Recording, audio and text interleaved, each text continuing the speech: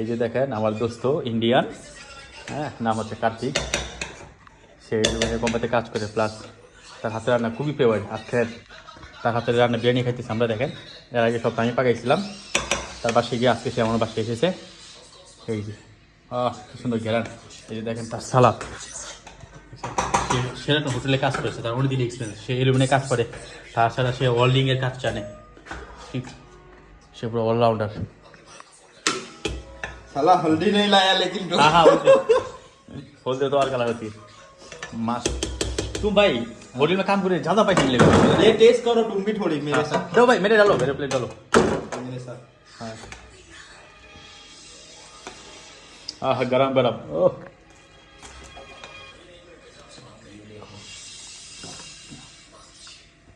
जैसा होटल में होते हैं ना भाई।